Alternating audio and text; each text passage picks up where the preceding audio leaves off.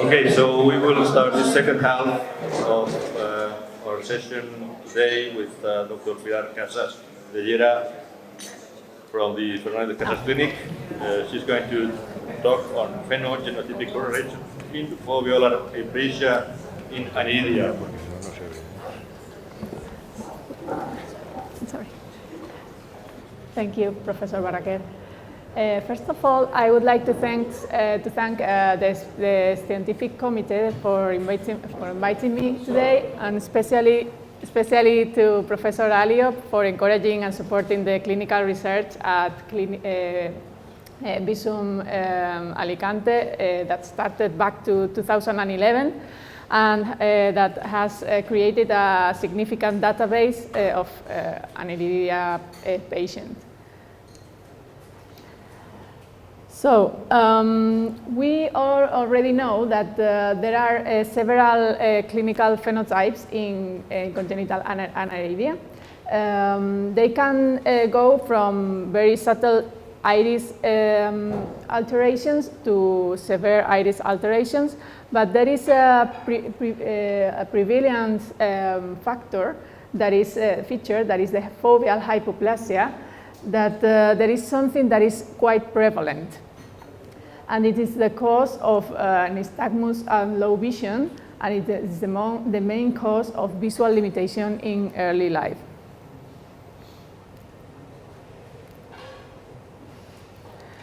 So the macular morphological assessment with optical coherence tomography is highly useful, not only for confirming the foveal hypoplasia, but also to know the visual potential of this patient, and is of high interest before indicating surgery or proposing visual rehabilitation treatment.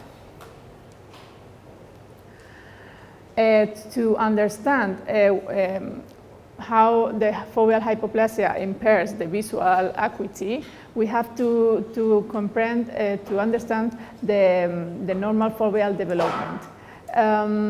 First, there will be two principal milestones in the development of the fovea. One is the centrifugal displacement of inner retinal neurons, completed by first and second years of life, and then the centripetal conglutination of cones and Mueller glia, completed by 6 to 8 years of life. So this is a completely developed fovea, and these are the main characteristics: the extrusion of inner layers of internal retinal layers, the foveal depression, the photoreceptors outer segment elongations, and outer nuclear layer cupulization. So with after birth, there will be a thickening of outer nuclear layer and lengthening of the photoreceptors outer segment, so foveal. So there will be 3 mechanisms for this to happen, and this is very important because PAX6 will have a critical role in this foveal development. So first of all, there will be molecular factors that are going to determine the presence of a foveal avascular zone. There is, we already know that we need an area of the lack of vascularity to have our foveal pits. Then there will be mechanical factors to define the foveal pits, and then it will develop photoreceptor elongation, crowding, and packing density. These are the molecular factors that start from 25th gestational week. So mid-gestation, the fovea starts to develop, and it is mainly because of the expression from ganglion cells of anti-angiogenic factors and axon guidance factors. both from ganglion cells. The anti-angiogenic factors will be the pigmented epithelium-derived factor that inhibits the vascular growth, and the expression of the epinephrine A6 will be the axon-guided factor. This gradient makes a signal of no-go zone for the astrocytes, so the astrocytes will have to go outside of the cornea. It's a centrifugal migration of astrocytes. This happened in mid-gestation. Before birth, there will be a mechanical factor of orthogonal force compressing the fovea to making a deep fovea. This is mainly because of the intraocular pressure. And after birth, there will be a period of rapid eye growth, and there will be tangential forces to make the fovea shallower and wider.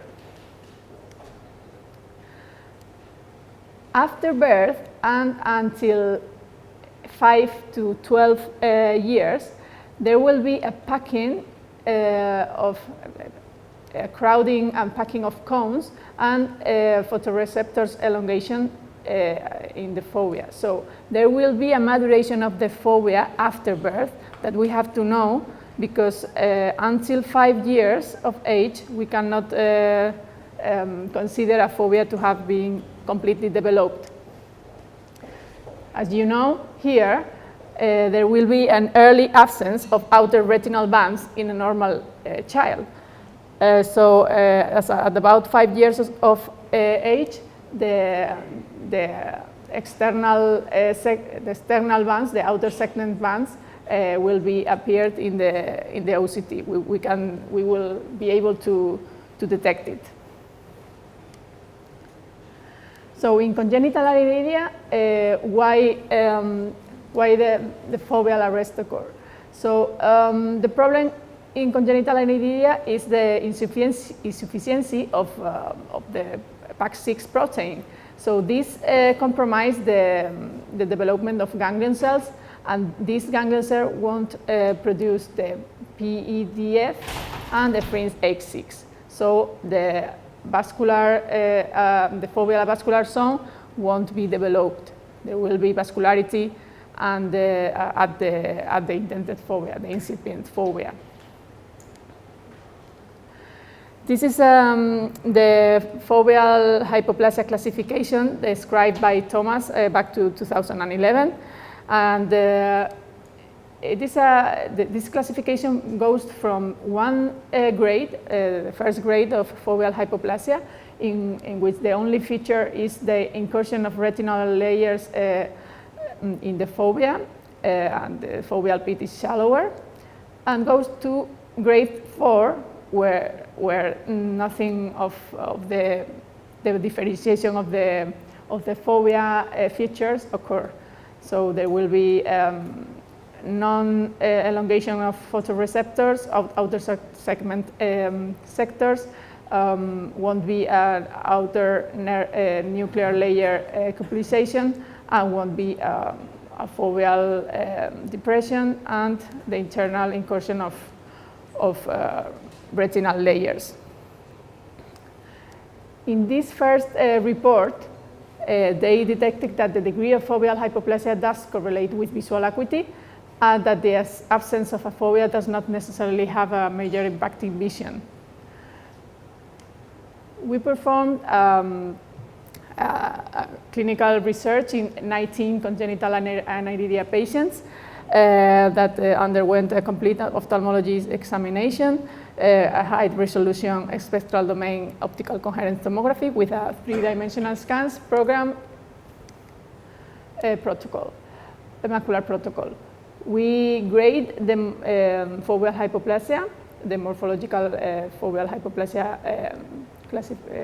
grading, and these are the results of our patients. Here we can see a patient with a foveal hypoplasia of grade 2 and very good visual acuity. This is logMAR visual acuity, so 0.1 is very good visual acuity. And here we have a patient with foveal hypoplasia grade 4 with worse visual acuity. But we observed the correlation between the grade of foveal hypoplasia and visual acuity. But not only this finding, but also we demonstrated that the presence of photoreceptors outer segment elongation was the determining factor in predicting visual acuity in these patients. So the patients with grade 3 and grade 4 had worse visual acuity, and there were no difference between both stages, and there were a significant difference between both stages and grade 2 foveal hypoplasia. Other authors have confirmed these findings, and they highlight the importance of outer retina assessment. So the thickness, they have determined that the thickness of the outer retinal layers is significantly thinner in Aniridia. And there is an interesting report of Katahiri that classified grade 3 and 4 of foveal hypoplasia depending on the appearance of Henle's fiber layer, depending of if this layer was differentiated or diffuse, high regular, or indistinguishable. And they conclude that in patients with a defined Henle fiber layer, the visual acuity is better than in those with an indistinguishable or diffuse Henle fiber layer. And the lower the thickness of the outer retinal layers, the lower the visual acuity. It was confirmed in this paper as well. So when we study the genetics in congenital aniridia, we know that the vast majority of the patients have mutation in the coding regions of PAX6. The vast majority is heterozygous point mutation, and also microdeletions of this gene itself, or this gene together with continuous genes. And a little percentage of patients have mutation in no coding regions, either patients with no coding mutations in no coding regions of PAX6, or microdeletions in regulatory regions of elements of PAX6, but not the PAX6 itself. In patients with heterozygous points mutation, we know that the patients that the mutations that brings premature stop codon brings higher levels of foveal hypoplasia, grades 3 and 4.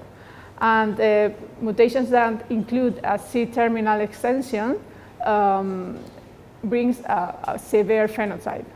These kind of mutations also are related to high myopia and chorioretinal atrophy. And the missense mutation are related to atypical phenotypes, from mild phenotypes to severe phenotypes with optic nerve malformations. This is a case with a mutation which introduced a premature stop codon that had a foveal hypoplasia grade 3. And microdeletions affecting PAX6 can be PAX6 itself or PAX6 with neighboring genes. They bring usually severe phenotype, but there are some cases of large deletion and mild retinal phenotype. It is interesting that the cases published are with the thing is that the mild phenotype is in the retina, but this patient had total aniridia.